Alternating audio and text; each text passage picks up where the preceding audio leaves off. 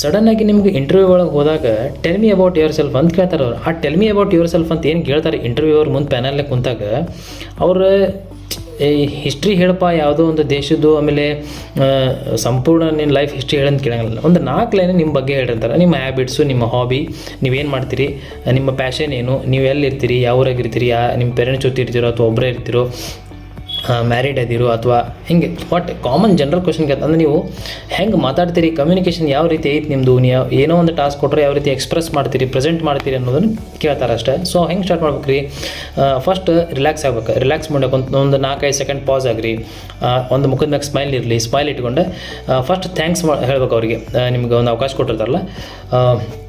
First ಹೆಂಗೆ ಶುರು ಮಾಡ್ಬೇಕಂದ್ರೆ, hello sir, hello madam, firstly thanks for giving me this opportunity ಅಂತೇಳಿ, ಈ ಅವಕಾಶ ನನಗೆ ಕೊಟ್ಟಿದ್ದಕ್ಕೆ ಥ್ಯಾಂಕ್ ಯು ಅಂತೇಳಿ ಆಮೇಲೆ ಶುರು ಮಾಡ್ಬೇಕು. ಅಲ್ಲೇ my name is Santosh R I am Santosh, I come from this city, okay, I come from Dharwad, I live with my family in Dharwad, okay, my passion is like watching cricket, listening to music, reading books, ಇವೆಲ್ಲ ಹೇಳ್ಬೇಕು. Hobbies, habits ಹಿಂಗೆಲ್ಲ ಹೇಳ್ಕೊತ, ಅಕಸ್ಮಾತ್ ಅವ್ರು ನಿಮಗೆ ನಿಮ್ಮ past experience ಬಗ್ಗೆ, job experience ಬಗ್ಗೆ next ಕೇಳಿದ್ರೆ ಹೇಳಬೇಕು. Okay, thank you so much. Relax ಆಗಿ ಹೇಳ್ರಿ, ಹೆದರಕ್ಕೆ ಹೋಗ್ಬೇಡ್ರಿ.